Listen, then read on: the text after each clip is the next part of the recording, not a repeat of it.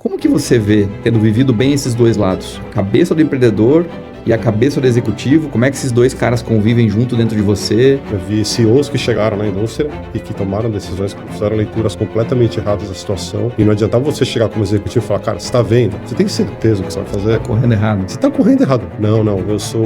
Teve algum momento da tua jornada que foi onde você sentiu essa virada de olhar para ressignificar as coisas? Do dia para a noite você se vê, cara, sem carro, sem trabalho, sem equipe. O que eu vou fazer da vida, né? Para onde que eu vou? Em poucas palavras, assim, que marca você procura deixar nas pessoas que têm interação com você? Cara, você precisa ter a visão de dono. Você precisa olhar para o seu cargo como uma questão de empreendedorismo mesmo. Você precisa tomar conta daquilo como dono, propor ideias como dono. O que eu vejo muitas vezes, as pessoas acabam deixando de fazer aquilo que as fez chegar onde elas chegaram. Você chegou num topo, você continua fazendo questão de manter a atitude alinhada àquilo que te fez chegar lá. Olá pessoal, esse é o terceiro episódio do Você Marca e eu trouxe aqui uma pessoa hoje que ela traz muita verdade até do que a gente constrói aqui. A conexão que eu tive com ele veio de maneira bastante inusitada, eu diria. Eu tô com o prazer de apresentar aqui para vocês, a gente vai ter um papo profundo para entender a pessoa por trás do cargo. Inevitavelmente a gente vai falar muito do que ele faz também, mas a ideia aqui é aprofundar no que grandes pessoas, grandes líderes, grandes profissionais fazem, entender seu modelo mental, os desafios que viveram, as conquistas que tiveram. Então, eu tenho o prazer de apresentar o meu convidado de hoje, Alexandre Pinto, CEO da Le Creuset Latam. Isso, Latam, na América Latina. Prazer, meu cara. Muito prazer. Feliz em ter você aqui. Obrigado pelo convite, uma honra estar aqui. Espero poder contribuir aí bastante. Tô animado e ansioso para aprender com você aqui. Admiro já muito sua trajetória, né, com as pesquisas que a gente fez.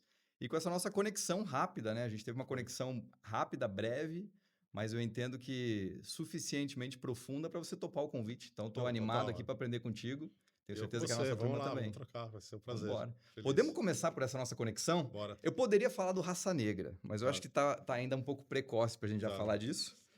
Mas depois eu conto essa história do Raça Negra, gente. Mas a gente teve uma conexão inusitada, a gente teve uma troca de mensagens no Instagram. Foi. E eu queria te ouvir um pouquinho. Por que você entendeu que tinha sentido me mandar uma mensagem depois de ver um vídeo meu? Cara, foi uma história bacana, essas conexões, né, que só o mundo digital fornece. Eu tô onde trabalho, recebo um vídeo da minha mãe quando você contando a tua trajetória, teu momento de mudança, quando você foi, né, saiu da organização, foi desligado e todo o processo que você passou com aquilo lá, com aquele momento. E eu me senti muito, quer dizer, eu me vi naquele momento. E aí que veio essa conexão, eu falei, pô, vou mandar uma mensagem pro Gui porque tô me vendo nesse momento. Apesar de ter seguido uma trajetória diferente da tua na decisão tomada, né, no próximo passo, cara, eu entendi o momento, entendi a dor. E eu acho que também eu peguei no meu novo emprego também, na nova oportunidade, de certa forma eu empreendi. Então, um jeito diferente de empreender. E aí eu te mandei a mensagem, você respondeu, a gente bateu um papo, né? Se Foi muito conectou. rápido. Eu fiz esse vídeo, foi numa quinta-feira, a gente trocou mensagem no final de semana e falou segunda ou terça-feira na semana. Foi super rápido, seguinte, ficou uns 40 minutos, uns 40 minutos, onde eu contei a trajetória toda. Aí você me fez esse... E era uma conversa muito despretensiosa, no sentido de realmente gerar essa conexão. E eu lembro que depois, no final da conversa, eu falei, Ale, que história poderosa. Eu acho que teria muito sentido mais gente entender um pouco mais da tua visão, do desafio, porque eu vejo que muita gente, eu imagino, né, vê você hoje na posição que você está, no cargo que você está, um cargo de número 1 no país, na região, numa marca de muito prestígio. E às vezes a pessoa acha que o caminho é todo asfalto liso, né? Quem dera, quem dera. Então teve um pouco de buraco nesse asfalto. O caminho é longo, né? Um caminho duro, é um caminho, acho que para chegar um pouco nesse momento que eu tô hoje, muita resiliência. Tem que saber cair, levantar, conseguir também olhar o copo sempre meio cheio do que meio vazio, enxergar as oportunidades e sempre correr atrás. Então, ao longo meu trabalho desde 96, então, quer dizer, eu tenho um período grande aí de história, de acontecimentos, decisões certas, né, e erradas que nos trouxeram até aqui. Sim, tem que ter as erradas para chegar nas certas. Sem as erradas não tem as certas, né? Então, se você entender o caminho, aprender com as suas próprias dores também, que é um ponto fundamental que todo executivo tem que ter, e também não transferir todo o problema para os outros. Eu acho que grande parte dos problemas estão na gente, estão com a gente. Você sempre teve essa visão? Eu acho que aqui talvez a gente possa resumir muito no conceito de autorresponsabilidade, né? De puxar a bronca. Cara, eu tive, Gui, eu sempre... Eu acho que você vai aprendendo isso, né, isso não é uma coisa que você tem com 18 anos, então isso é uma coisa que você vai aprendendo ao longo da tua trajetória e você vai vendo os acontecimentos e o sucesso das pessoas que te cercam, né, então, até onde eu fiquei o maior período da minha carreira, que foi na indústria farmacêutica, eu vi muito isso. Eu vi CEOs que chegaram na indústria e que tomaram decisões que não fizeram leituras completamente erradas da situação, e não adiantava você chegar como executivo e falar: "Cara, você está vendo? Você tem certeza o que você vai Tá fazer? correndo errado. Você está correndo errado". "Não, não, eu sou o executivo", e vem a pancada, depois você olha para o cara e você fala: "Pô, de certa forma até te avisei", né, Uhum. e ao mesmo tempo que você fala isso para esse CEO, ele tiveram CEOs que foram os que mais me ajudaram profissionalmente, mas nas escolhas deles ali naquele momento estavam erradas, então nós como executivos temos um papel importantíssimo, né, de avaliação, mapeamento de força, entender o momento, entender o que, onde, por quê. Então, Perfeito. acho que é um ponto-chave no desenvolvimento de qualquer executivo. Nós vamos voltar a explorar isso daqui, mas não queria perder um fio da meada ali Tá, do porquê que pensa, um vídeo que chegou na sua mãe, de alguma forma tocou ela a tá. ponto dela te mandar. É, O porque que a que minha demissão, aconteceu que porque foi gerou isso, essa a minha conexão demissão toda? da União Química, de certa forma, quer dizer, Você foi desligado da eu fui União, desligado. tá. Foi, Primeiro desligamento da vida? foi o primeiro desligamento da vida. Como é É. que momento você estava? Qual cargo você tinha? Qual que era Eu um era pouco desse diretor de histórico? supply chain, estatutário de supply, Estatutário de supply, isso numa empresa que já naquele momento estava faturando seus 4,5 bi. tá. Eu fui desligado, mas eu volto a falar, eu acho que foi um comum acordo, porque aquele lugar já não me pertencia mais. Você estava lá Então, quanto tempo? eu estava 15 anos, quase 15 anos. Então eu já não me via naquele lugar ali, eu já não me sentia parte daquele ambiente. Então, mas se de certa forma, qual que foi aquela coisa? De um dia para a noite você tem uma mudança completamente, porque por mais que você não se veja, você tá. Por que eu estava lá? Pô, eu tenho filho, eu ganho bem, eu tenho um bônus, eu tenho um cargo importante, né? Eu tenho um papel de liderança importante. E você vai colocando as amarras para você ficar ali dentro do carro, Você estava do aí com cargo. 40 e quanto? 42 anos, mais ou menos, 41, 42 anos. Então você vai colocando todos os motivos para não sair. Por que, que eu não saí? Né? Por que, que eu não saí há 2 anos atrás? Por que, que eu não saí há 1 ano atrás? Então, quando vem o momento da ruptura, normalmente ele não é um momento muito suave. E pega a gente, por mais que a gente tenha a leitura, né, que tem algo errado acontecendo, a gente não espera sair do dia para noite se vê desempregado. O que, que eu faço da Ainda mais vida? com o histórico todo positivo teu, né? Que você teve um crescimento, 15 anos, imagino que foram vários cargos, várias mudanças, né? Várias mudanças, assim, né? Eu entrei na empresa, ela faturava 300 milhões. Saí da empresa Nossa, 4 bi, 4 bi e pouco, tá? Então, foi um crescimento muito forte, né? Ganhei bônus todos os anos, assim, foi um desenvolvimento de carreira. Eu comecei como coordenador da divisão gráfica e fui subindo passo a passo. uhum. Então, depois eu virei gerente de compras, depois eu fui montando toda a área de supply, depois virei diretor de supply, diretor estatutário, ao longo desses 15 anos.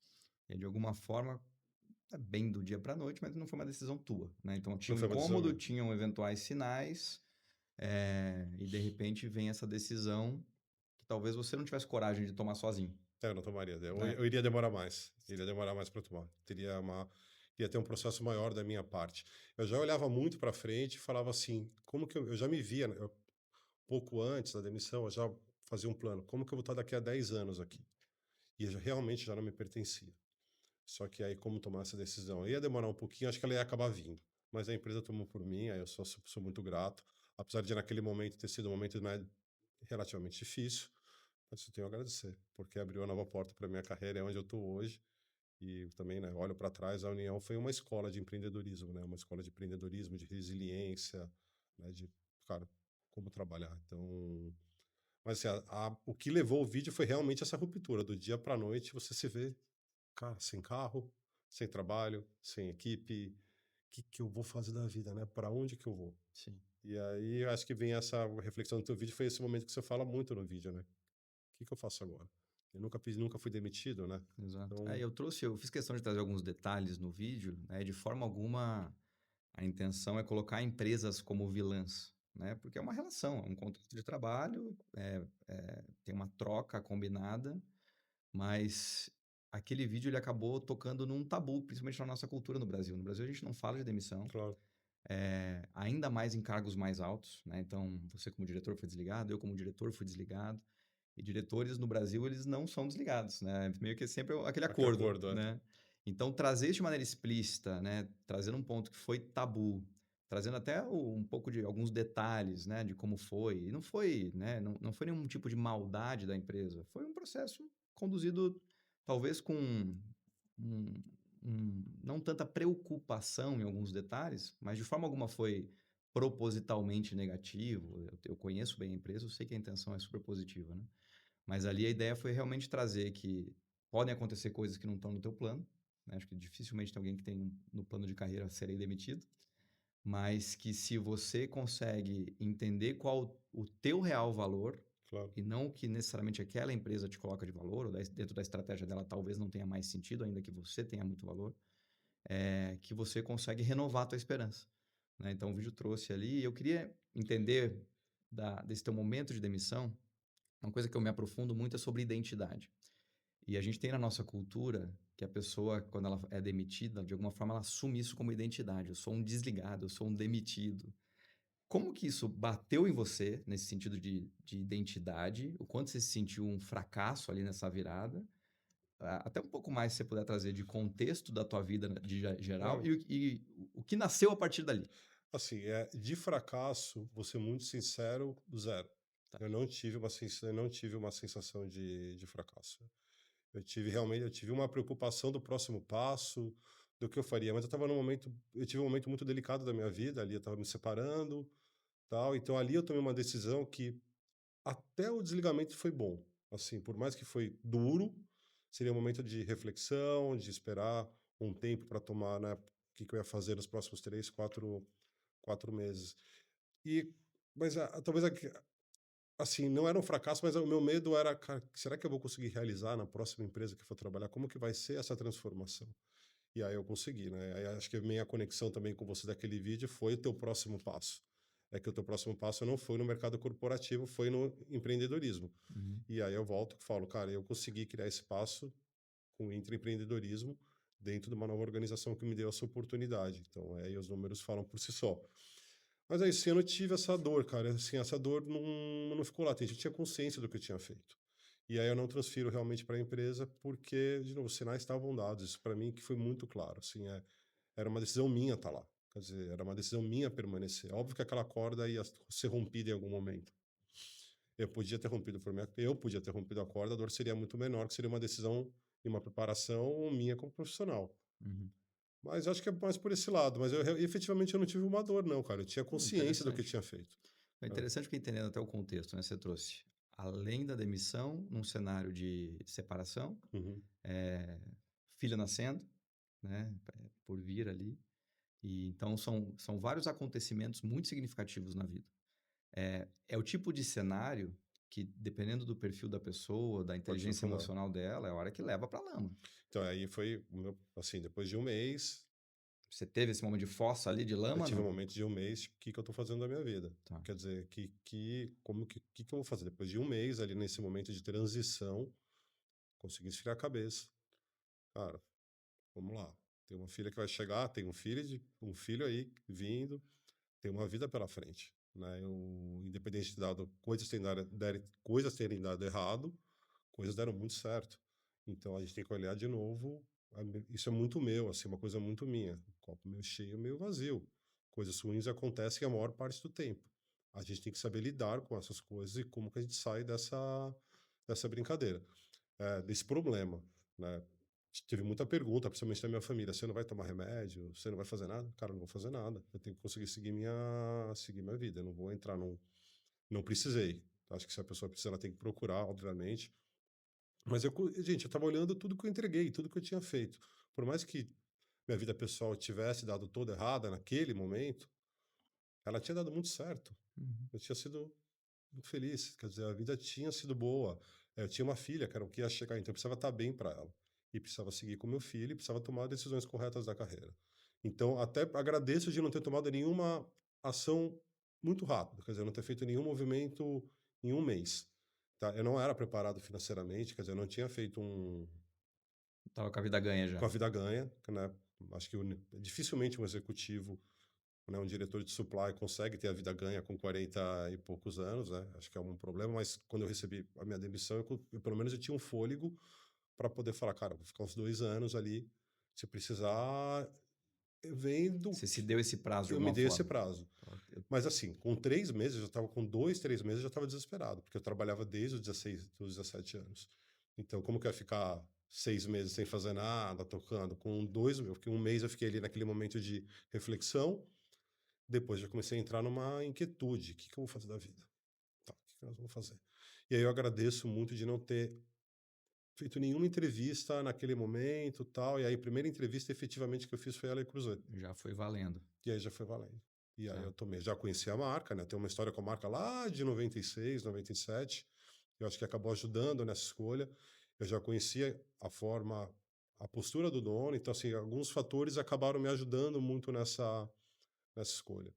Então, cara, foi isso, assim, eu não, essa foi a minha maneira de, é meio inusitada, né? Porque é isso, muita gente É, teria né? se afundado. Foi uma coisa que eu percebi muito na minha jornada, né? Muito de eu decidir, inclusive, por empreender e ter a mentoria, foi quando eu entendi, Ale, que a demissão para mim foi uma coisa que era muito inesperada, né? Eu falo que do alto da minha autoconfiança, né? Eu sempre pedi demissão. Ser demitido com boas avaliações nunca teve muito no meu radar. Hoje eu vejo até como uma certa imaturidade olhar para isso, né? Mas o que eu percebi na época foi que eu não fiquei mal porque eu tinha outros pilares de vida que sustentavam, né? Então, desde relação com a esposa sólida, pai, que foi uma coisa que tinha acontecido 1 ano e meio antes. Eu fui demitido, a Nathalie descobriu que estava grávida 5 dias antes, né? Então, tinha mais um A filho por gente tinha vir. isso, então até isso a Tem gente tem mais esse similar, ponto. ponto similar, de certa Tem mais forma. esse ponto, né? Realmente tem mais esse ponto. Então, tava com um filhinho de 1 ano e meio, filha, recém-descoberta que ia nascer, era um desejo nosso, então foi um momento de muita alegria. Mas eu vinha cuidando da saúde, treinando para maratona, não tava com a vida ganha, mas tinha um patrimônio para ter Uhum. fôlego. Então eu percebi que ter diferentes pilares da vida bem desenvolvidos, quando um deles cai, que é muito significativo, que é o trabalho para o adulto, né? Eu falo que o trabalho é a brincadeira do adulto, né? Então, quando esse pilar caiu, eu percebi que eu tinha outros pilares sólidos ou em bom desenvolvimento para me sustentar naquele momento, né? É, não, isso eu e concordo plenamente. Então, eu também acho que eu tinha esses pilares muito bem desenhados.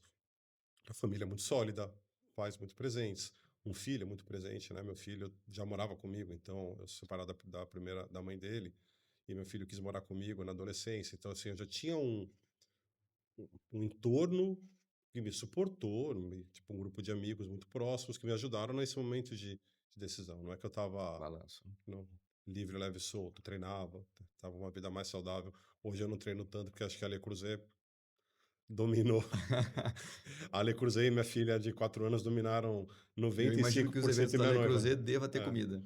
devo ter comida, mas agora eu já comecei a emagrecer um pouquinho de novo, já comecei a entrar em forma, mas eu brinco que escolha. Eu não acredito no super-homem, naquele executivo que faz tudo. Acho que a gente vive momentos Sim. de escolha. A gente tem Desequilíbrios, talvez intencionais, né? desequilíbrios para você chegar num objetivo que você precisa chegar. Tá. Então, mas foi isso, é engraçado, realmente é inusitado, assim, a forma que eu toquei, porque eu tinha muita consciência. Quando eu saí, Foi muita porrada simultânea, né, de alguma mas forma. foi, cara, mas também foi muito doido, porque eu recebi, naquele momento do desligamento, cerca de 200 mensagens Olha, da corporação, tá. entendeu? Então, da galera que trabalhava comigo. Então, cara, Do legado que você do veio legado que construindo. eu deixei, entendeu? Então, do legado que eu tinha ficado com a equipe, com aquela equipe toda, e das áreas dos mais diversos, pessoal de outras cidades, que eu tinha até pouco contato me mandando mensagem. Então, isso foi acho que isso tudo ajudou a manter um equilíbrio, tipo, cara, não, será que sou eu? Mas eu sou, aí eu volto de novo, eu sou responsável, eu me considero muito responsável por aquilo que aconteceu. Ele poderia ter sido evitado por mim. Se eu não me via mais naquele lugar, por que que eu deixei? Por que que eu fiquei? Por que que eu fui postergando sempre essa decisão? E aí eu tenho a história do meu filho, né? Eu Que ia te tipo, provocar isso, né? Assim, você comentou, teu filho aos 14 anos num te, bate-papo com ele, te que deu uma enquadrada. foi em julho, quer dizer, eu saí no final de agosto, em julho. Então, ele já estava vendo a situação. A gente foi montar uma A gente foi ter uma reunião para ele montar uma empresa, para ajudar ele a ver se desenvolvia uma questão de roupa, né, uma marca de roupa, com um designer que eu conhecia. E eu quero para ser um papo de 1 hora, virou um papo de 3 horas sobre ideias, o que fazer, né, como tocar. Na volta para casa, meu filho olha para mim e fala: pai, posso te fazer uma pergunta? Eu, claro, Fê, o que que você está fazendo lá na União? Eu, né, você toma aquele. Que sintomas que ele identificou, O hein? que que ele viu, né? Eu falei, caraca, que pergunta. Eu falei, porra, Fê, por que você está perguntando isso? Ele, porque lá não tem nada a ver com você. Lá definitivamente não tem mais nada a ver com você. E aquilo foi uma quer dizer, imagina, como que você deu? Eu falei: "Filha, é que eu tenho, né, Tem conta pra pagar. tenho conta para pagar, tem você, né, tem a outra que tá chegando, tal", então não é uma decisão tão fácil. Mas você vê que os sinais já estavam dados, né. Que você consegue hoje ver que sinais que ele captou, do ponto de vista dele, de um menino de Cara, eu acho 14 que era a anos? feliz ideia. Acho que quando ele sentou comigo e viu o que eu tinha de ideia para falar com ele sobre uma marca de roupa, sobre onde a gente podia chegar, sobre conceitos e tudo Muito mais mais, empolgado nesse lugar. muito mais empolgado nesse lugar, quer dizer, o olho brilhando de certa forma para tentar ajudar ele com um mar de ideias. Acho que ele olhou e falou: "Cara, você tem essas ideias ali onde você está? Hum, Essas ideias fazem sentido onde você está?" E até com cargo técnico, né? sim, Porque diretor de supply é um cargo sim, totalmente técnico. Então, e quando você faz os meus testes de personalidade lá, meu perfil não é técnico. Então, quer dizer, eu cheguei nesse cargo muito mais montando equipes de alta, que eu considero de alta performance, porque entregaram resultado, sim. é esperado. Então, acho que ele fez essa leitura. Para ele estava latente. Você está desperdiçando um tempo lascado aí. Então, acho que é legal. Mas é legal ter, É quando o muito legal. filho te dá um insight desse, aí ele é muito poderoso, né? Você vê o nível que tá. É uma provocação. Até falando sobre paternidade, né, então você está com 2 filhos, o quanto a paternidade, mudou você como indivíduo, mudou teu olhar para a carreira, para a profissão, como é que foi essa chegada do Dos essa filhos, virada é. de chave? Que é uma nova identidade que destrava, né? Cara, primeiro, quando o Felipe chegou, eu brincar assim, por mais que eu já trabalhava, eu já tinha tido a minha editora de livros, eu tinha editora, aliás, naquele momento, eu já estava na indústria, eu tocava em paralelo, foi uma mudança de chave total. Foi um amadurecimento a forceps para N questões da vida. E ela transformou. Para mim, a paternidade é a questão número um da Você minha estava vida com para quantos todo. anos? 30? Não, eu tava mais, com 30, acho que é isso. O Felipe tem 20, tô com 47, tava com 27. 27.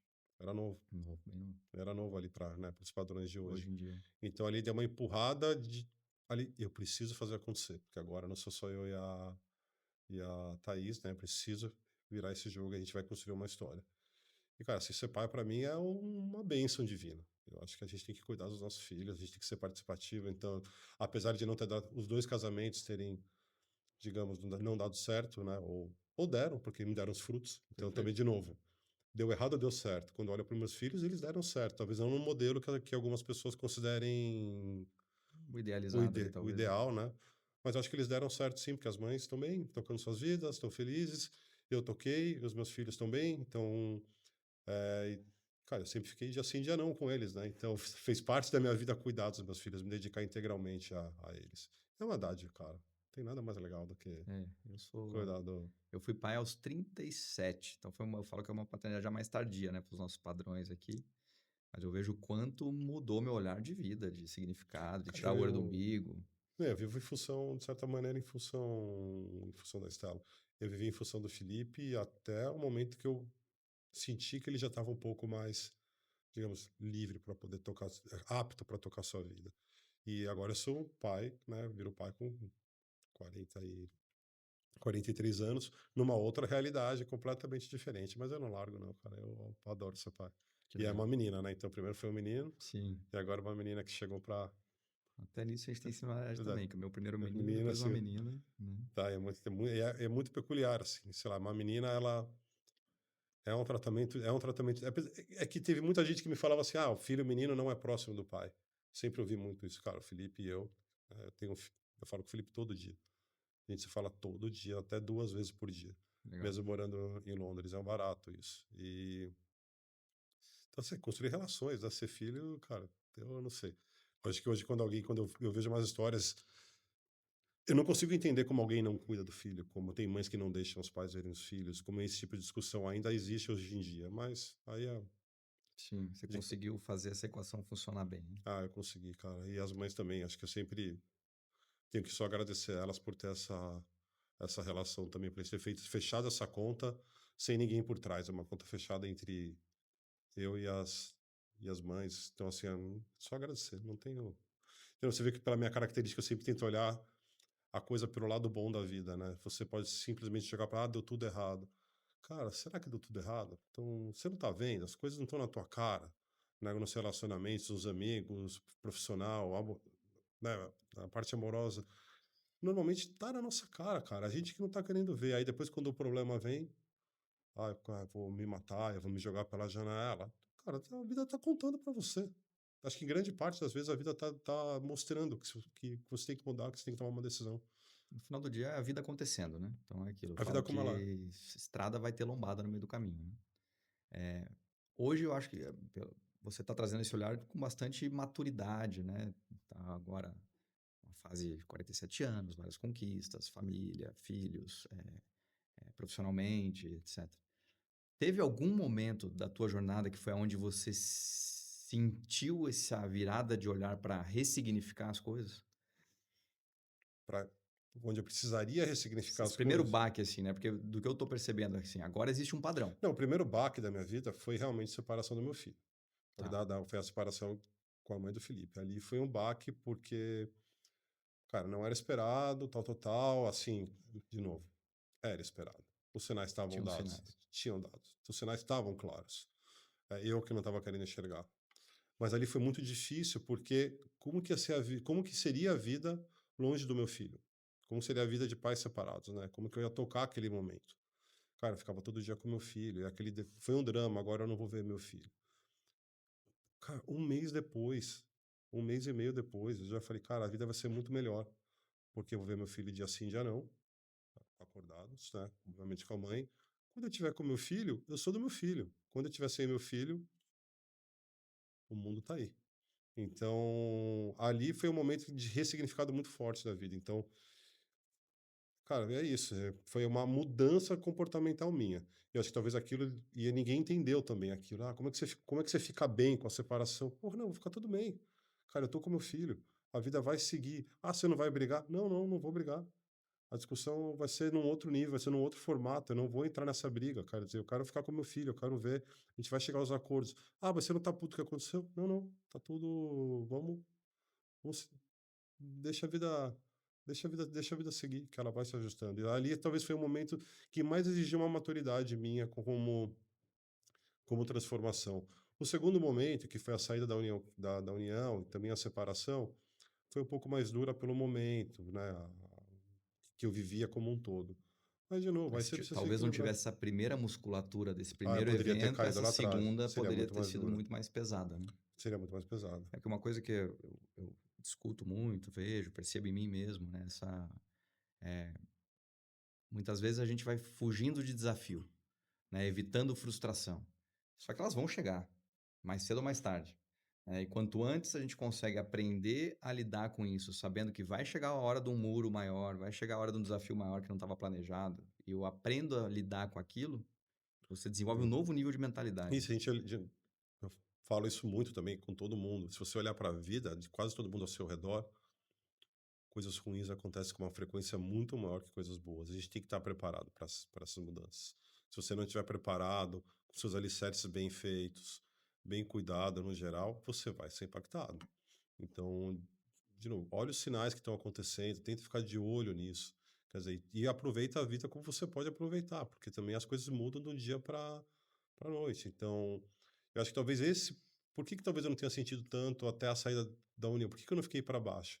Cara, porque realmente eu tinha um time, cara. Tinha uma galera que trabalhava. Então, tinha deve ser estranho quando você tem essa sensação, quando você sai, a empresa olha para você e fala, cara, graças a Deus você sai. Eu acho que aí que talvez o bicho pegue. Uhum. Como você vê muitas demissões que o cara sai, teoricamente numa mesma situação que a gente viveu, o organismo, a empresa olha para esse cara e fala, graças a Deus você Libertei. me libertei desse cara.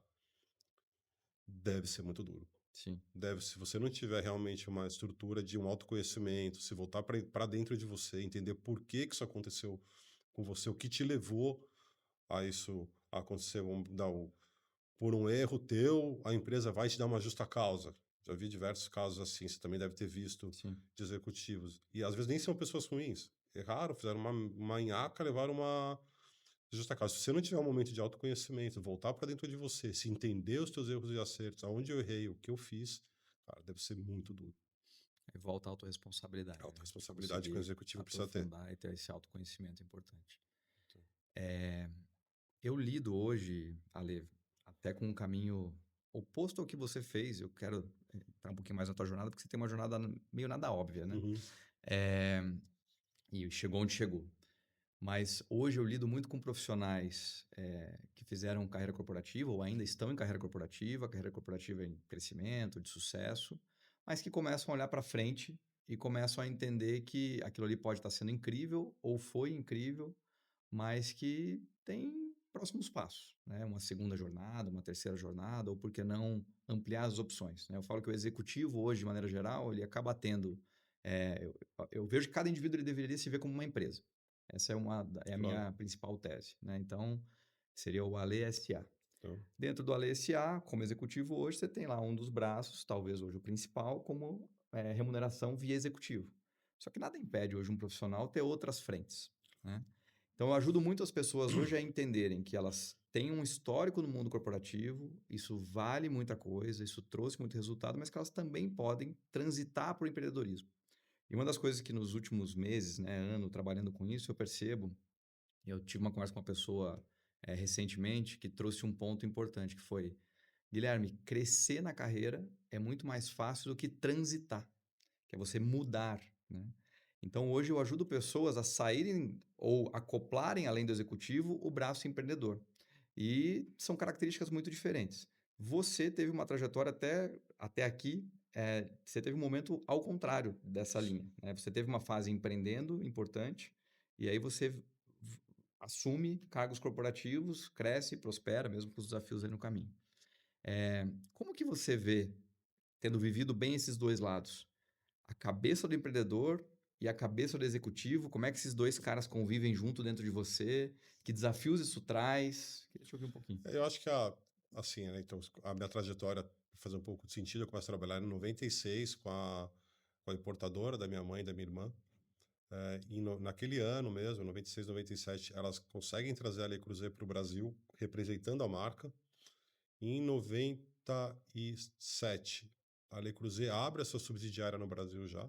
Então, quer dizer, é uma empresa que vai fazer 30 anos de Brasil no próximo ano. Só que eu tomo a decisão de não ficar na Le Creuset. Eu fiquei na importadora. E assim, eu nunca me envolvi diretamente com a Le Creuset como business mesmo. Eu ajudava em outras questões, assim, até bem inusitadas, como descarregar container, tal, umas questões bem da história da marca no Brasil. Quando foi em 98, 99, a minha mãe, minhas irmãs, meu pai tomou a decisão de sair do Brasil e morar fora e eu fico aqui. E aí tem aquela primeira virada cambial muito grande, a importadora, a gente não tinha, a dívida de 100 mil dólares virou 200 mil dólares do dia para... 100 mil reais virou 200 mil do dia para a noite. A gente praticamente quebrou e eu não queria ir embora. E ali eu vi uma oportunidade de mercado de empreendedorismo para aquele momento, que era o mercado editorial.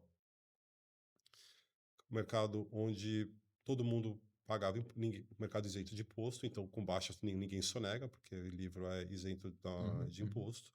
A gente precisava ser competitivo. E aí eu trouxe um best-seller que foi o livro você deve conhecer, uma fotógrafa que se chama Vani Guedes, que tirava foto de bebês. uhum. E eu trouxe esse livro, os Vani Guedes, para o Brasil e foi um marco. Foi meu best-seller durante anos. E ali eu fui tentando empreender no mercado editorial desesperado.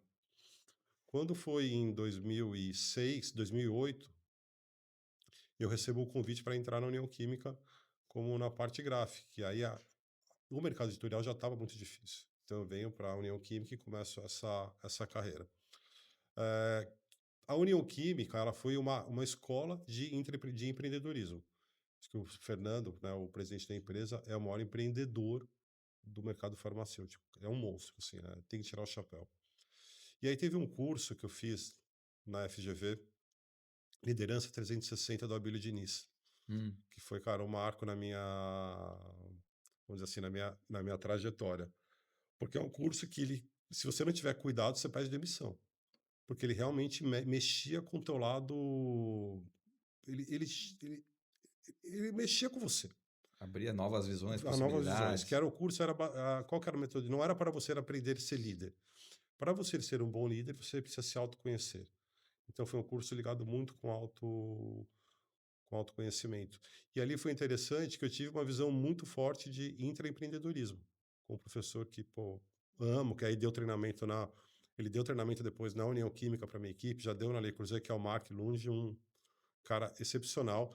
Só que a palestra dele, você tem que tomar cuidado, porque a tua equipe, alguém pode pedir demissão depois da Interessante. palestra. Mas ele trabalha muito essa questão do intraempreendedorismo. Ele provoca muito protagonismo? Provoca, sim, de certa forma, muito. Você tem que ser protagonista da tua história. Uhum. E aí eu acho que a Lei Cruzet, ela me deu durante esses 4 anos e meio muito essa questão do intraempreendedorismo, da gente poder fazer acontecer. Então, É, mesmo numa grande organização ação multinacional, você tem um cargo hoje que veio te dando liberdade para para crescer, construir com para a tua visão. construir. E eu acho que também para todo mundo que está no mercado, cara, que está numa empresa, cara, você precisa ter a visão de dono. Você precisa olhar para o seu cargo como uma questão de empreendedorismo mesmo. Você precisa tomar conta daquilo como dono, propor ideias como dono. É isso que vai te fazer, na minha opinião, é isso que te faz crescer. Quer dizer, isso te ajuda a alavancar a tua carreira. Quer dizer, quando você faz algo a mais, aquele cuidado a mais, literalmente uma visão de dono. Mas a Lei Cruzella me deu essa opção aqui no Brasil. Foi uma aula, de novo, bota em prática o que você aprendeu. E aí o negócio, Você veio tendo resultados, foi dando mais espaço ainda. conforme eu não tive essa liberdade no primeiro ano, e essa liberdade foi crescendo conforme os resultados foram chegando e os processos foram sendo montados, a gente foi dando todo o alicerce para isso. Então, foi uma aula, assim, acho que a Lei Cruzeiro me deu essa opção do intraempreendedorismo, de certa forma, é o que as pessoas buscam. Cruzando aqui um ponto, né? Porque não é comum quem vem de uma carreira de supply Assumir uma gestão. assumir uma cadeira 01. É Mas muito. eu acho que a minha trajetória de vida, ela levou um pouco a isso, né? Então, a parte editorial mexeu muito comigo, quer dizer, eu, de certa forma, vivi o varejo lá na ponta, quer dizer, eu precisava vender nas livrarias, né? Eu sempre fui um cara muito ligado também à arte, eu sempre fui um cara muito ligado à música, um pouco fora de um padrão, vamos dizer, supply, né? Assim, Era o supply que era fora do padrão. era supply que era fora do meu padrão, vamos dizer. Então, cara, assim, eu era um cara, eu conto isso, muita gente não acredita, eu era da noite underground de São Paulo mesmo, era do Love A, assim. Foi minha segunda casa, eu brinco durante anos. Meu hobby virou ser DJ, Uhum. né? Então, eu acho que tudo isso foi me dando uma experiência, cara, uma coisa que é uma coisa que eu nunca, acho que eu nunca falei num podcast. A música eletrônica em si, o techno, tem uma coisa diferente. Quando você vai no show do Kid Abelha, que eu adoro, você vai para ouvir as músicas passadas, Uhum. né? Quando você vai para ver um DJ de techno, um cara, sei lá, um expoente do techno, você vai para ouvir o que você nunca ouviu, entendeu? Quem vive esse mundo não tá querendo ouvir, ir lá e ver o cara tocar 2, 3 horas de coisas que você já ouviu. É busca do novo, do inusitado, de algo que você, cara, como é que o cara faz isso? Da onde que o cara tira essa música? Então, você vivendo a música eletrônica, eu que era DJ, ia ver um cara e falava, cara, eu nunca ouvi uma música. O cara que tocava 4 horas, você falava, eu nunca ouvi uma música dessa. Então, tem uma busca pelo novo, pelo inusitado. Uhum. Eu acho que tudo isso me ajudou, de certa forma, a criar uma cabeça muito mais voltada, cara, vamos atrás do inusitado. E a Le Creuset deu muito isso, né? E Então, hoje você consegue, imagino, promover isso muito nas tuas equipes também. então, total, né? A gente precisa fazer o novo, a gente precisa ir atrás do que não é feito, a gente precisa propor inovação, a gente precisa propor projeto para o global. Cara, vamos apresentar. Se não tem, vamos nós apresentarmos o que precisa ser feito. Tá? Então, mas o meu background não mente. Obviamente, a área que mais se desenvolveu na Le Creuset Brasil, na Le Creuset Latam, foi a área de supply. Tá. Assim, de longe. Assim, a área que. E foi a base do crescimento da Le Creuset Brasil, ela vem de supply.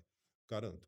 Ela vem de toda a estrutura de supply que a gente montou com controle de dados, com banco de dados, análise de forecast, previsão de vendas, controle, mapas gerenciais. Foi o supply. Você Então, o puxou, background, puxou o cavalo aí pro controle. ele puxou o cavalo. Eu trouxe o controle da operação via supply, que eu entendo que é. Você precisa controlar seu estoque, você precisa saber o que você está vendendo, de que forma está vendendo. Finanças também tem isso. Mas só que supply olha muito para a quantidade, né? Então isso ajudou muito a gente a fazer esse processo. Legal. E acho que tudo que eu vivi me ajudou nesse processo de inovação. E aí botei um time, né, Foi que... conectando os Eu pontos. brinco até que a CFO, a Juliana, ela também é uma CFO inusitada. Quando você pega próprios diretores financeiros, costumam ser caras bem metódicos, Sim, mais pragmático mais ali. pragmáticos. A Juliana é Nem sempre pragmática tão de um lado, pró-negócio, né, nem na sempre agenda. pró-negócio, mas a Juliana é uma pessoa que adora exposição, adora passear no centro de São Paulo, adora arte. Então você vê que ela já é um ponto fora da curva, digamos assim, nessa questão de pragmatismo de carreira, assim, de personalidade. E também ajudou ela a alavancar profundamente do que sair de tubos e conexões farmacêutico, entrar para o varejo e fazer Sim, uma transformação, ajudar numa transformação. legal. Uma coisa que eu observo ali, entrando um pouco em influência, marca, acho que na tua história você vem trazendo o quanto o teu nome foi abrindo porta. Eu não tenho dúvida que hoje o cargo que você ocupa, na marca que você ocupa, por si só, qualquer um que estiver sentado lá vai abrir porta. Uhum. Mas você vem provando na tua trajetória que o teu nome veio abrindo portas também. Acho que foi você soube usar dessas combinações, né, da tua autoridade somada à autoridade dos cargos, das experiências das empresas. E uma coisa que eu vejo muito nas empresas, eu converso muito com os meus próprios mentorados, né, executivos, né, pessoas do mercado, o mundo corporativo, principalmente se você vai para uma linha mais de multinacional, grandes empresas, grandes indústrias, ele costuma muitas vezes ir num caminho que não é bem o que você está defendendo, que você está trazendo empreendedorismo, atitude, protagonismo, vamos criar e tal. O que eu observo muito é um caminho até de pasteurização, né? Então chega um ponto, principalmente quando a pessoa vai crescendo na carreira, vai ter menos oportunidade, não tem muita cadeira disponível, salários mais altos, e muitas vezes vai tendo, de alguma forma, um achatamento daquele brilho que levou a pessoa até aquele lugar. E aí, cruzando com influência e com marca, usando o LinkedIn, por exemplo, né, que é uma plataforma que me ajudou completamente na minha transição, inclusive, de eu ter segurança de que meu nome valia mais no mercado do que numa única empresa. E eu vejo muitas empresas entrando quase que numa operação de abafa em relação aos funcionários não se posicionarem nas redes sociais, não emitirem a própria opinião. Se for para se posicionar, é para defender só a visão da empresa, é para fazer propaganda só da empresa. Como que você enxerga isso, não só na tua cadeira hoje dentro da Le Creuset, mas no próprio mercado? Por que que você, se você concorda com isso, e se concorda, por que que você acha que as empresas acabam não dando tanto espaço para o indivíduo trazer mais à tona a sua opinião? Acho que cultura, né? Acho que tem uma questão de cultura. Mas, ao mesmo tempo, eu vejo que eu vou acompanhando que tem muita empresa também que vai abrindo portas. É uma questão da gente estar se colocando. Acho que o mercado hoje mostra muito isso. Vamos pegar um exemplo, alguns exemplos. O CIMED é um exemplo muito claro de que você pode falar. Perfeito. Tem mostrado. O G4, Educação, também tem mostrado que ele abre portas para uma comunicação forte. Eu acho que vem uma nova geração chegando, vem uma nova corrente chegando. A gente tem que trabalhar para montar essa estrutura. Concordo com você que as empresas elas tentam achatar, né? O que pode falar, o que não pode falar. Mas, cara, aí a gente tem. Será que tem uma. Não sei, eu acho que a gente tem que achar o nosso caminho mesmo. A gente tem que fazer o top voice. Assim, nós, como executivos, a gente tem que mostrar para o mercado quem nós somos. Eu concordo plenamente com esse ponto. Temos que escrever, temos que contar histórias, contar trajetórias. E se a empresa achar que não é o momento, cara, a gente tem que buscar novas oportunidades, e não tem o que fazer. Tá. Então, acho que tem duas Mas, coisas que você está é, trazendo, né?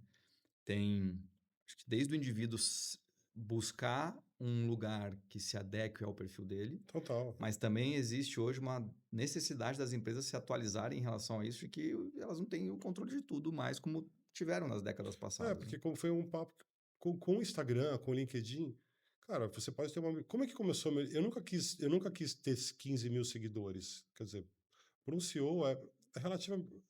Eu considero bastante. Sim, Como é que começou isso, cara? Eu comecei a republicar. As pessoas entravam no. Eu tava no Instagram, entrava, via uma publicação de uma pessoa qualquer sobre a Le Creuset, eu republicava, repostava. E eu fui repostando, repostando, repostando. Isso foi gerando uma mini audiência até o dia que me param na rua e falam: Você é o CEO da Le Creuset? E aí eu tomei peraí. Opa, peraí. E ali também teve um momento. O que foi legal dessa história? Uma história interessante como de mudança de Boa. rumo. Mas que eu considero bem, bem bacana. E aí eu paro para falar com a Camila, chama a Camila. Ela até tá no vídeo do Alfredo. Essa história. Eu vi ela Essa, que puxou ali, né, a turma. ela que puxou a turma. E ela fala: Você é o CEO da Le Creuset? Eu te sigo, eu tô te seguindo. Eu, nossa, né? Que bacana, você reconheceu. E ela. Cara, tem um grupo que chama As Doidas da Le Creuset. As doidas da Le As, Creuset. as Doidas da Le Creuset. Eu falei: Você tem um grupo? Ela chama As Doidas da Le Creuset. Ela tem. Eu falei: Me coloca nesse grupo. Nossa, Ela falou: Você tem certeza? Eu falei: Tenho. Quero ouvir essas histórias. olha E isso. eu entrei no grupo, naquela época tinha umas 80, 100 mulheres, mais ou menos. E eu fiquei uns 4, 5 meses dentro desse grupo. Cara, foi a maior aula sobre mercado que eu podia ter. Porque você tinha aquela questão da. E a turma seguiu à vontade com você ali. Total. Não Cara, foi e uma coisa, assim, ixi, agora chegou o homem aí, não dá imagina, pra... eu falava com todo mundo. Depois eu encontrei, a gente já fez encontros com elas. O Bazar abre antes para elas. Então Super tem uma embaixadoras da marca. super embaixadoras da marca. Eh, E ali elas me deram uma aula de varejo, elas me deram uma aula da estratégia. Informalmente elas falaram o que eu deveria fazer. E eu peguei essa aula, quer dizer, depois daquele momento sentei com todo mundo no escritório e falei, cara, olha isso aqui, vamos seguir, olha o que o mercado está falando pra gente, né? Então, Olha como é ganha-ganha, né? Esse ponto é muito importante você trazer. Porque muitas vezes a empresa, eu vejo que ela olha o executivo se expondo e ela vê isso como uma ameaça. Né? O mercado a pessoa vai ficar mais sexy, mais atraente, então o mercado vai vir e vai tentar roubar. Ou, não está engajado. Dependendo da empresa mais tradicional, falar, tá com tempo de ficar postando na internet, né?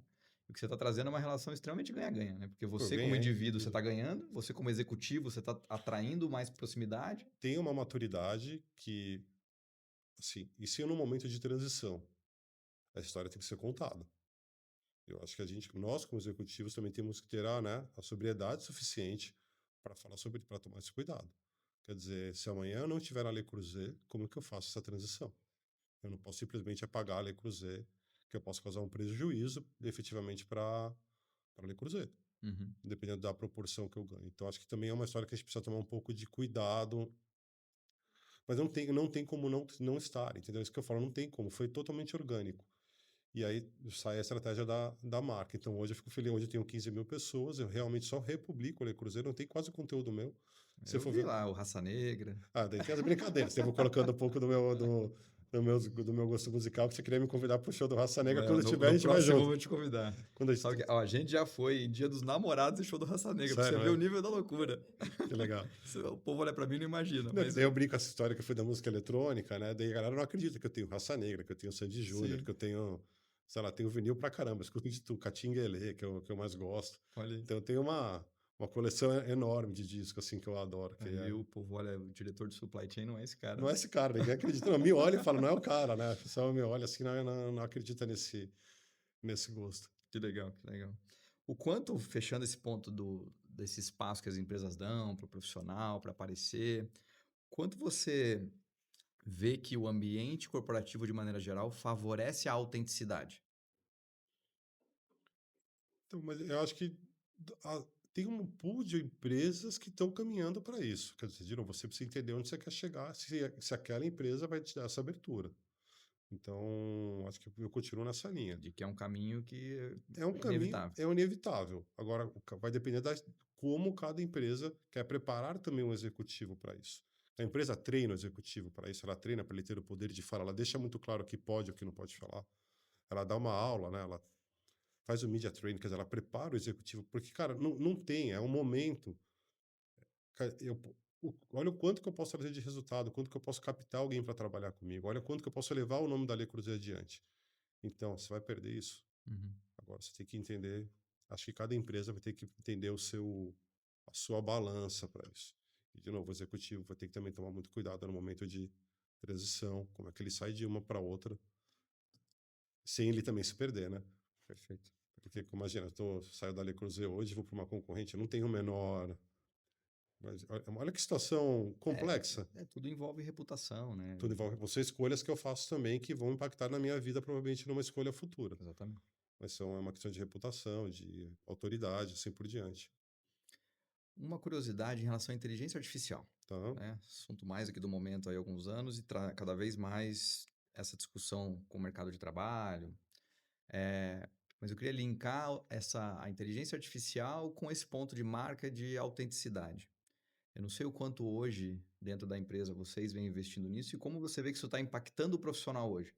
O quanto ele entender, aprofundar o conhecimento em relação a isso versus não cair num mundo pasteurizado demais. Né? Eu trago isso porque construção de conteúdo, por exemplo, hoje está mais fácil do que nunca. Porque você joga 2 prompts numa IA, vai sair um conteúdo qualquer, né, com até algum nível de conhecimento, profundidade, mas não necessariamente tem a tua autenticidade. Juntando um pouco esses dois lados, como é que você vê a IA impactando o mercado de trabalho e a Falar um pouco autenticidade? de por que teu vídeo viralizou? Porque ele foi autêntico, porque ele foi teu, Sem edição. sem edição. Ele diz a verdade. Eu acho que a IA ela vem como uma ferramenta importantíssima para o negócio, mas o que vai ligar, o que vai salvar, quer dizer, acho que o que o executivo tem que trabalhar é com os teus soft skills, entendeu? O soft skills, ele que vai fazer a balança entre a questão profissional de, eu não sei se eu estou indo na linha certa de resposta, mas É isso, a IA ela vem para o hard skills, ela vai substituir muita gente no hard skills ali, na tabela, na programação, no Excel, ela vai vir ali. Se você não desenvolver o teu lado, pessoas, ambiente, leitura, cara, abrir a tua cabeça, você vai ficar para trás. Eu acho que Tá. é inevitável. Então, de alguma forma, como ela facilita um conhecimento técnico para mais pessoas, o soft skills ele vai acabar ganhando cada vez mais espaço. É, você é contratado pelo hard e demitido pelo soft. Sim, Quase sempre, né? já era uma regra Já aí. é uma regra, Acho ela que agora ganha espaço ainda, ganha mais mais talvez, né? peso ainda, porque na realidade o hard ele está ficando cada vez mais acessível. Quer dizer, a inteligência artificial faz coisa, né, você consegue colocar seus processos internos repetitivos, tem N coisas que ela vai te ajudando. Então, o soft skills ele é primordial. Quer dizer, o soft skills é o que vai te manter num outro ambiente. Então, hoje, se eu não me trabalhar muito, eu entendo isso, justamente esse lado, pessoas, entendimento, organização, leitura, mapa de forças, tal, cara, você vai ficar para trás. Eu acho que é inevitável. Minha, uma Muito bom. percepção Não, minha. eu fico, não, eu tô trazendo esse ponto com mais curiosidade porque é um tema que eu venho, né, buscando, porque é A gente não inevitável, sabe né? até onde ela vai, né? É uma Sim. dúvida. Teve eu não gastei muita energia, mas eu vi esses dias um texto que os grandes bancos ainda não usam IA, não colocaram nos seus processos por falta de confiabilidade ainda nos processos. A IA dá aqueles surtinhos, né? A gente tem a Lê, que é a IA, não é a Alessandra, não é a Lê de Alexandre, Uhum, é a Lê em homenagem à esposa do dono, uhum. a Alessandra. Então, é a nossa inteligência ali no site, ela dá aquela surtada se você não controlar bem. Então, a IA tem que andar junto com a gente, ela não tem jeito. E, cara, o executivo tem que ir pro soft. Acho que o soft tem que entender o processo. Acho que é inacreditável hoje que se pega um analista de marketing ou de supply que não está gastando energia em aprender como trabalhar com a inteligência artificial. É inacreditável que tem uma geração que ainda não se preocupa com isso, mas o soft vai dominar. Eu lembro que quando eu estava ainda no varejo, ali 2020, teve toda aquela onda do metaverso, né? E na época eu lancei um movimento que era Varejo é Gente, porque eu falava que a tecnologia ela vai vir, vai ser útil, vai ser sempre importante, mas ela está o tempo todo evoluindo, Uhum. mudando, eu vejo ela como meio. Que no final do dia eu vejo que é sempre uma relação de pessoas com pessoas, né? Pessoas, é isso. Eu estou vendo isso na tua fala e me chamou a atenção que vocês tiveram um bazar recente, né? Sei que é um marco importante aí para a empresa. E quando eu vi você lá de microfone, camiseta laranja, né, junto, né, do movimento. É o teu estilo de liderança? Né, eu falo com todo mundo. Cara, eu vou na loja, falo com todo mundo, converso com todo mundo, respondo todo mundo. É meu estilo de liderança. Se enfia no grupo das doidas da Le Enfim, Creuset? cara, eu quero falar lá no bazar, eu fiquei. Nos outros bazares eu ficava na porta de entrada, e nas últimas duas edições eu fiquei no caixa, na fila do caixa. Então, cara, eu falava bom dia, boa tarde, boa noite para 100% das pessoas. Eu abria o bazar às 8 horas da manhã, fechava o bazar às 10h30 da noite durante todos os dias. Então eu brinco que. Brinco não, de certa forma é uma liderança, por exemplo, e eu faço isso por amor, né? Acho que e com essa atitude, cara, você vê como as pessoas elas acabam se engajando no processo. Quer dizer, porque, cara, imagina chegar ao bazar, o bazar é a maior MBA de varejo, o bazar da Le Creuset é um MBA de varejo, porque não tem agência por trás. Tá? É 100% da equipe da Le Creuset que bota de pé. Tá? Então todo mundo, a gente separa as equipes, monta as squads e a gente bota de pé aquele evento. Tá? Então é um MBA, porque o cara acompanha a dor Sim, Nazi, de A a Z, ao vivo. ao vivo, a dor ali no caixa, a gente está compartilhando tudo aquele momento. O escritório para O para. escritório para, o escritório fica fechado. Então, de novo, é uma liderança. Imagina eu como CEO chegar lá, quer dizer, a empresa que vai organizar, eu vou chegar lá, o pessoal chega às 8 da manhã, eu vou chegar às 11 da manhã, enchendo o saco, xingando todo mundo, eu não gero Só engajamento, cara. apontando o dedo. Só apontando o dedo. Então ali, cara, eu tô varrendo, eu tô carregando caixa.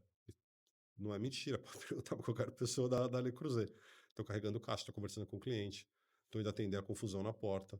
Então, assim, você gera uma cultura organizacional muito forte. Eu te falo, isso é empreendedorismo. Isso é um empreendedorismo na veia, quer dizer, a gente está ali como dono do nome. Eu enxergo aquilo como dono. E isso replica para a equipe. Uhum. E aí você vai. E a própria equipe vai expelir quem não tem essa. Eu brinco que o bazar é a regra para você saber que você tem que demitir alguém, porque a própria equipe, depois do bazar, se alguém tá fora, Já começa o escritório já fala: "Opa, que lá estava desengajado. aquele estava desengajado". Aí ninguém solta a panela de ninguém, porque você cria em turnos, e aí o primeiro turno às vezes não vai embora, porque ele fala: "Cara, como que eu vou embora e vou deixar o segundo turno com esse problema que tá com esse volume de". Ninguém solta a panela de Ninguém ninguém. solta a panela de É ninguém. isso aí. E aí a galera vai ficando, aí você vai ver a galera Se pedindo cair para no pé uma dobrar. panela daquela também, né. É, vai machucar, né, vai machucar o pé. Mas a galera começa a dobrar porque quer, não é um pedido nosso. Não. Não, eu quero porque tá legal, porque eu tô falando com as pessoas, eu tenho uma experiência de marca. Então, saindo daqui, eu já tô indo para o D&D para conversar com a equipe da loja. Então essa proximidade é muito legal. Eu bom, fantástico, né, é como eu acredito também, mas o que eu vejo muitas vezes, as pessoas acabam deixando de fazer aquilo que as fez chegar onde elas chegaram. E esse teu exemplo está mostrando que você chegou num topo, mas você continua fazendo questão de manter, eh, a mão, a atitude com a alinhada àquilo que te fez chegar lá. Claro, é isso. Isso Total, 100%. Eu adoro, assim, é uma coisa que tá na minha veia, assim. Então eu acho que isso eu poderia fazer em qualquer organização. Esse tipo de atitude eu posso estar na Le Creuset, como posso estar em qualquer outra empresa, isso ninguém vai me podar. Isso não tem como podar. Isso você gera engajamento, você gera confiança. As pessoas vão se sentindo empoderadas e elas vão ganhando um pouco mais de autonomia, né? Empowerment. Vão colocando os processos para fora, vão ganhando liberdade para falar. Então, outro ponto legal aqui, assim, minha sala não é fechada. Eu converso da menina da faxina até a diretora. Minha sala é aberta, qualquer um pode entrar. Eu recebo bronca da menina da Copa, ela vai brigar comigo quando tem alguma coisa que ela não concorda. Então, assim, é um ambiente realmente muito aberto. E, de novo, eu posso ter problema em alguma organização com isso, mas a partir do momento que eu abro a minha porta, isso eu posso fazer em qualquer lugar. uhum, Então, eu era assim na farmacêutica e sou assim aqui. Então, quando eu ia para a União, cara, eu ia para o depósito, para o outro, né? Na União eu tinha, sei lá, acho que na área de supply lá, devia ter umas 400 pessoas, era uma área grande. Cara, eu ia no CD, cumprimentava um por um. Você fala um por um, você, cara, você desenvolve essa cultura. E é muito gratificante. Eu sempre fui assim, e aí a Le Creuset, ela também, ela traz isso um pouco na cultura dela. O dono da Le Creuset, quando vem no Brasil, é um senhor de 88 anos, ativo, manda em tudo. Um exemplo, é o maior exemplo de executivo que eu tive, conheci vários executivos, mas pessoa, ele para mim é uma das pessoas mais incríveis que eu conheci. Então ele vem no escritório, ele vai de mesa em mesa, um senhor de 80 anos. Olá, tudo bem? nossa. Você tá, você tá bem? Você não estava Aquele aqui ano movimento que passado. ninguém esquece, né. Cara, marca as pessoas, né? Então, acho que eu consegui casar. Assim, a vida me deu essa sorte. Talvez não por acaso, porque eu também não cheguei na Le Creuset como CEO. Né? Eu me tornei CEO depois de 6 meses. Quer dizer, eu bati o olho, eu vi a oportunidade, eu fiz acontecer, eu fui para cima, comecei a colocar processos. Até quando o Paul perguntou assim: Você está pronto para ser CEO? Você quer? Eu vou te dar. Você está pronto? Eu olhei para ele e falei: Cara, não, Bem da não verdade, não. sei. Aí ele falou: Você não sabe? Eu falei: Cara, não estava no meu pipeline em 6 meses falar que eu era o CEO da América, assumindo a operação da América do Sul. Aí ele falou: eu não esperaria. Ele respondeu: eu ficaria muito surpreso se você falasse para mim que sim, eu tô pronto. Eu falei: pô, eu prometo fazer o meu melhor e, cara, assim, trabalhar incansavelmente para levar a marca numa outra posição. E aí, cara, de novo. Aí, assim, é isso que eu acho que é a visão de dono, cara. Quando você entra na organização, você tem se transforma você consegue transformar. Essa cultura não existia. Por mais que o Paul fosse um cara, fizesse isso todas as vezes que ele vinha para o Brasil, Não sustentava aqui. essa cultura não tinha aqui no Brasil. Tá. Então, essa cultura do colaborador, de cuidar das pessoas, de ir a fundo, ela não existia. Indo para uma reta final aqui, Ale, até linkando com isso, né, em poucas palavras, assim, o que marca você, procura deixar nas pessoas que têm interação com você? Talvez, é um ponto que eu não falei, eu acho que talvez sirva bem para finalizar o papo, assim, né, para a reta final. Quando eu falei lá na indústria farmacêutica que eu me olhava para 10 anos e eu não me via mais lá, eu pensava muito pouco de legado. que eu vou deixar? Qual que vai ser a história que eu vou contar para meus filhos? Quer dizer, qual que é a história que eles vão levar da minha vida? Que eles vão poder dizer do pai deles, né? Ah, o pai, cara, legal, deixou um dinheiro, tal, tal, tal, porque ganhava bem. Mas não era isso que eu queria para minha trajetória. Eu acho que hoje a Lei Cruzeiro, ela trabalha muito como eu consegui deixar já um legado. Ela me deu essa oportunidade de legado. E o que que é o legado? Cara, a gente conseguiu transformar um negócio, a gente conseguiu transformar a vida das pessoas, a gente conseguiu levar uma organização para um outro estado, para um outro estágio. Então, eu brinco, se eu morrer amanhã, eu acho que eu consegui já deixar uma história de transformação. Então, é isso que eu tento passar para as pessoas, cara, que a gente tem que transformar. Então, acho que boa parte da minha história, você vendo aqui, é bem isso, cara. Não deixa a peteca cair, vamos para frente, olha o copo meio cheio, as oportunidades estão aí. Depende da gente. E nós somos responsáveis pelo nosso destino, né? É fácil botar a culpa nos outros ou no ambiente, mas a gente tem uma responsabilidade muito grande pelas escolhas, pelas tomadas de decisões, pelo que o mundo vai mostrando pra gente. Então, um pouco essa linha. Muito legal. Acho que no final do dia ninguém vai te salvar, né? Acho que é importante você entender que tem que fazer, confiar, fazer o que você acredita, se esforçar. Faço bem, cara, faço bem. E vai atrás do bem. O mal tá aí, mas faz o bem, entendeu? A gente nunca volta o mal com o mal. Então, cara, quando o mal bate, deixa passar, cara. Então, vai embora. Segue a tua vida, que a gente precisa seguir em frente. Essa é a maneira que eu tento tocar a minha vida. Muito bom, né? Acho que é aproveitar aqui e fazer um fechamento com esse teu pensamento de, acho que no final do dia, o quão importante é fazer o bem, o quanto os cargos, o empoderamento que vem disso não muda quem você é como pessoa, né? Então, na tua conversa aqui, você traz muito teus princípios e valores, o olhar de ressignificado para a vida, o olhar de família, o olhar de querer estar perto dos filhos, construir legado. Então, obrigado pela conversa, aprendi Imagina. muito, prazer, Obrigado a né, ter você. esse papo aqui contigo, entendendo um pouco mais aí da mente por trás do alto cargo, dos grandes resultados. Mas no final do dia o resultado é feito por pessoas, né? Então A eu gente vejo depende que delas. não é surpresa que você levou a Le Creuset de 17º lugar para terceiro no mundo. Sozinho eu não faço nada, cara. Sem um time por trás altamente comprometido com isso, não chega a lugar nenhum. Então, é Você me isso. marcou, tenho certeza que você Boa. marca muita gente. Obrigado, valeu. Prazer. Prazer, meu cara. Obrigado. Prazer. Espero que você tenha gostado desse episódio aqui também. Riquíssimo, aprendi muito com o Alê. Espero que você tire os principais insights também.